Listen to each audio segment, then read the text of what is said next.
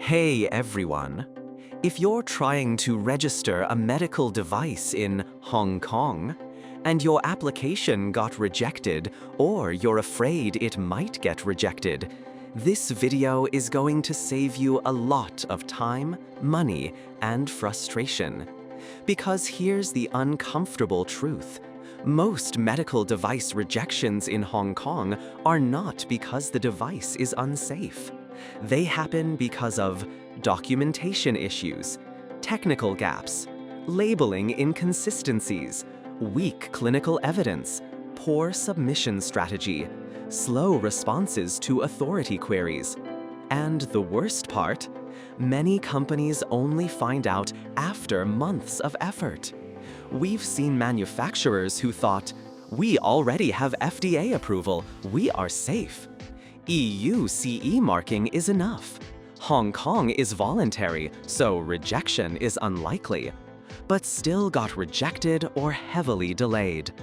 And the impact is serious.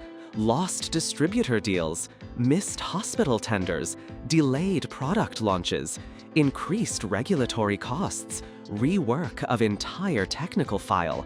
So in this full guide, we'll break down everything. Why applications get rejected in MDACS, step-by-step submission process, common rejection points, timeline breakdown, cost impact of rejection, required documents checklist, real-world rejection mistakes, detailed examples, how to fix and avoid rejection, how experts prevent failure. And trust me, if you're planning Hong Kong entry in 2026, this video could prevent months of delay, thousands in rework costs, and serious market setbacks. Let's begin. Part 1. Understanding MDACS and why rejections happen. What is MDACS? Hong Kong regulates medical devices under Medical Device Administrative Control System. MDACS is a listing system for medical devices, used to improve market transparency, widely recognized by distributors and healthcare buyers. Now, here's the key point. Even though MDACS is voluntary, submission must still meet strict technical expectations. Why applications get rejected? Most companies assume CE marking equals automatic acceptance. FDA clearance equals enough. Existing global approvals equals sufficient.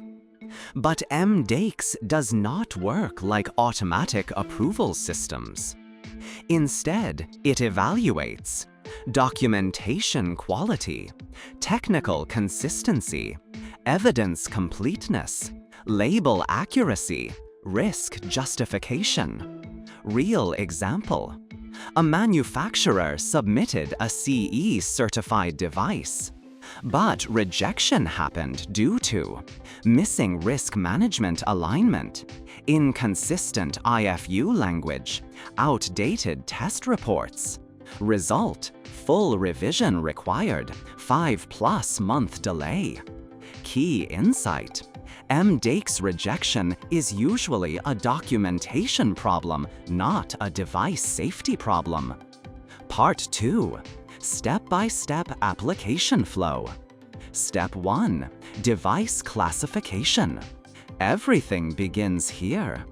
Why it matters. Classification impacts documentation depth, testing requirements, clinical expectations, review strictness.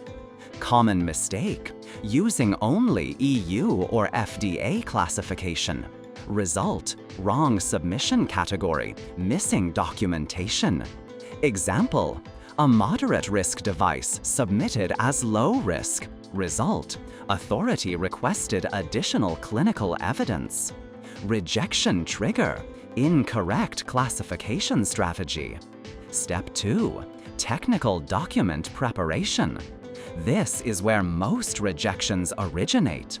Includes device description, intended use, risk management file, clinical evaluation, test reports, design validation, labeling, IFU.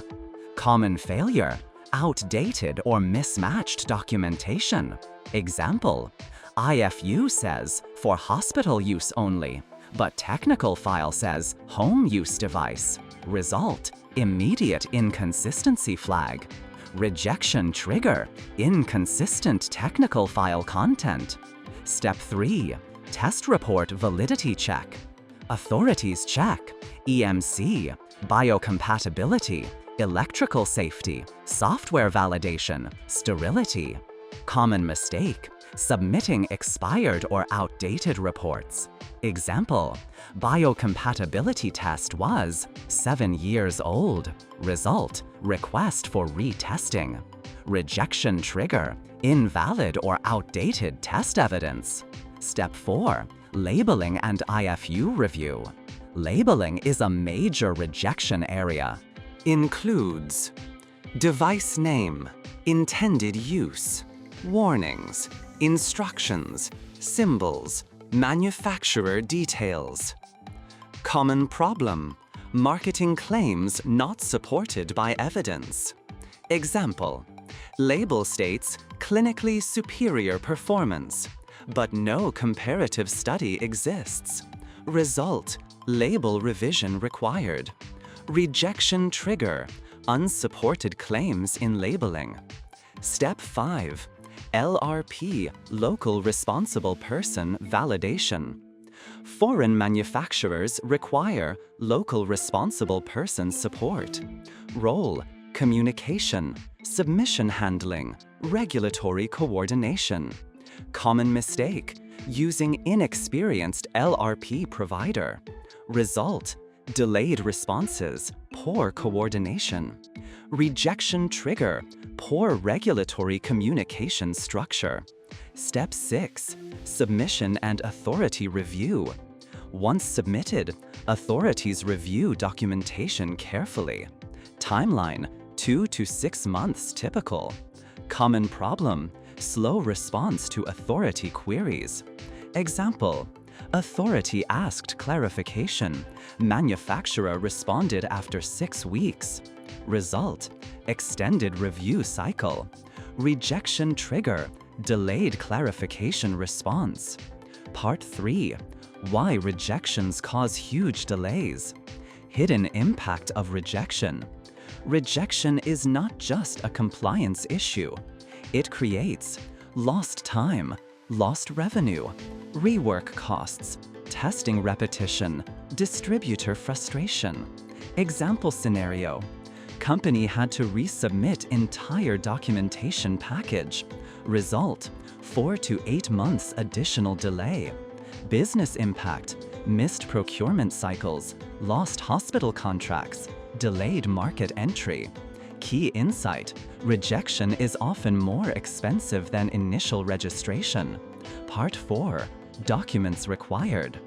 Administrative documents, manufacturer details, authorization letters, company certificates, technical documents, device description, intended use, risk management file, clinical evaluation, test reports, quality documents, ISO 13885 certificate, manufacturing controls, labeling documents, labels, IFU, packaging artwork, common document errors, missing signatures, outdated reports, inconsistent descriptions.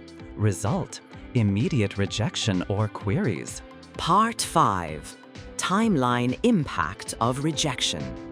Normal timeline: 3 to 6 months, simple cases.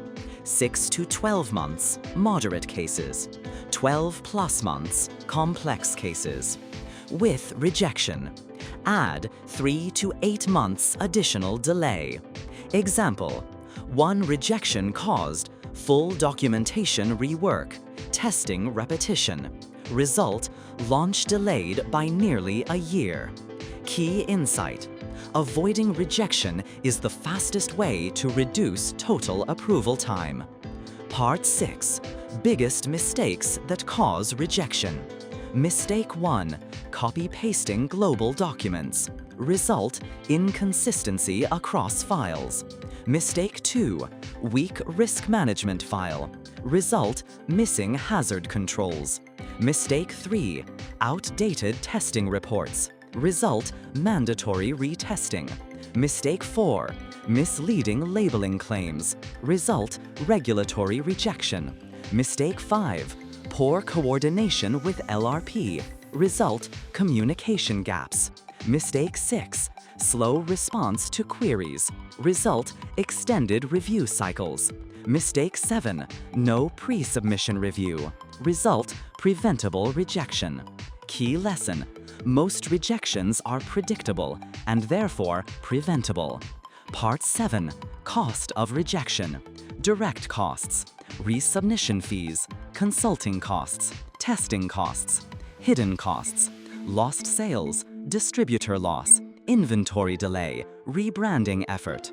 Example, a rejected application led to retesting, redocumentation, lost quarterly revenue. Key insight, rejection costs are often higher than initial registration costs. Part 8, how to avoid rejection. Smart strategy. Start with gap analysis. Validate classification early. Ensure test report validity. Align labeling with technical file. Use experienced regulatory support. Prepare responses in advance. One powerful sentence.